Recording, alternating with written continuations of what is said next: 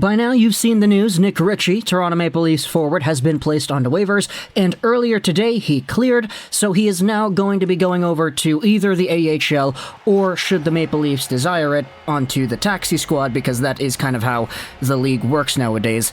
But I wanted to use this video as an opportunity to go over the entire Nick Ritchie experiment, just the way that this guy came into this organization, how everything didn't really work out in the way that Leafs fans would have wanted it to, as well as the cap implications that Ritchie and his contract have in this organization.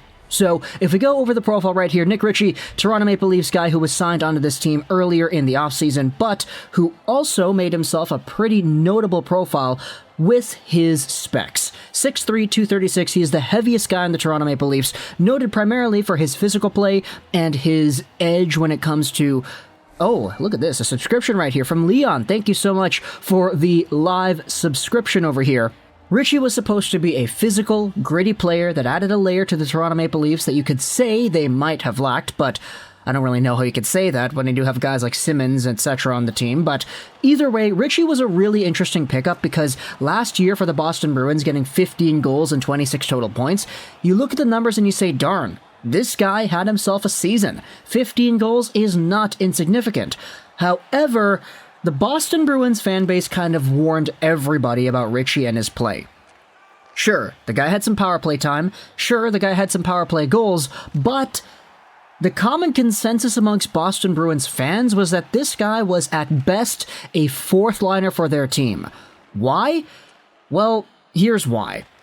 Nick Ritchie, when it comes to the way he played the game, was such a difficult player for Boston Bruins fans to rally behind that even though he went out there and scored 15 goals, his work ethic, his skills, his offensive play, his defensive play, it was just all over the place in a very negative way. And it's such an anomaly because you'd rarely see guys who score the amount of goals and points that Ritchie does get treated the way Boston Bruins fans treated Ritchie. Now, it wasn't really something that I would deem was unfair, because when he came over to Toronto, a lot of Leafs fans were kind of erring on the side of caution. Okay, we know all this crap that Boston fans are saying about Nick Ritchie. A lot of them are happy that he is gone, so we hope to go out there and see the best out of Ritchie, because he is a guy who can go out there, maybe score some points, maybe have a physical edge, and have a better impact on the game with a change of scenery than he did in Boston. Unfortunately, he only had 8 points in 30 games played. Sure, he played a little bit on the top line, and it was somewhat frustrating for a lot of Leafs fans to see, but when push comes to shove and everybody gets healthy, Ritchie was just the odd man out. Plain and simple. He came out here with a $2.5 million cap hit. He's got a second year of that contract after this season, which is likely why he went onto waivers and went unclaimed. And ultimately, when you take a look at the experiment that was Nick Ritchie, it just didn't really work out. Everybody can go out there and see that Kyle Dubas went out and tried to make himself a roster that had good depth players and guys that could step up, making a small amount of money. And for the most part, he did hit. Kyle Dubas, if you go over to the Maple Leafs and their cap, you see the guys that are on this team actually doing some pretty good damage. Hey, you do have guys in David Kampf and Ondrej Kase doing some pretty good things. Pierre Engvall, he's actually doing pretty alright too.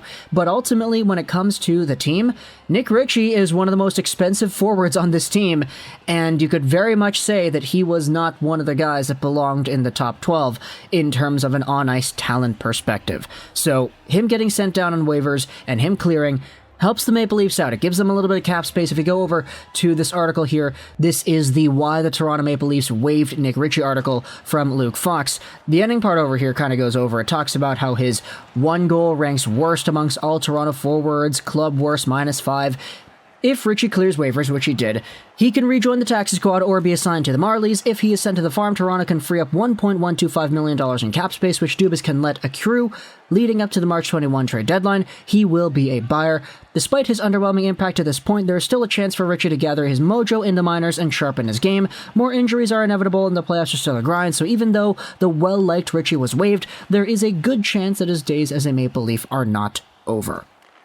I will say, though, if you want to go out there and say that you want to free up even more cap space, 1.125 has been freed up by Ritchie going down and getting sent to the farm, if you really want to go out there and say you want to free up more money, it could be as simple as trading away a Nick Ritchie who has just cleared waivers. Now, he does have that extra year, which makes things a lot more difficult, but we have seen this time in, time out, where players go out there, they get sent down, they clear, and then after they clear, teams make trades for them because all of a sudden, this isn't Nick Ritchie with a $2.5 million AAV, this is Nick Ritchie with a $2.5 million AAV who has already cleared and therefore can be sent up and down with no repercussions. So, who knows if there's a trade to be coming soon to allow the Maple Leafs to free up even more cap, but for now, the Nick Ritchie experiment in Toronto, as a lot of Boston fans kind of warned everybody, it didn't really work out. Unfortunately, Ritchie was just the odd man out here in this organization, and it was very clear to see that just the engagement,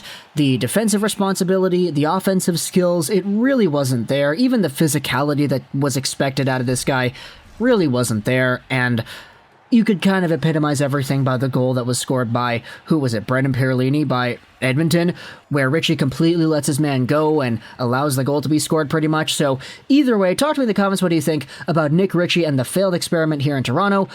I guess Luke Fox is correct that there is some possibility we see more of Ritchie down the line, but for now, I mean, the guy cleared waivers for a reason, and the guy was sent down on waivers in probably the most unsurprising move of the season, especially with everybody getting healthy again in Toronto. So talk to me in the comments, what do you think? I hope you enjoyed this Rosén 99, and bye.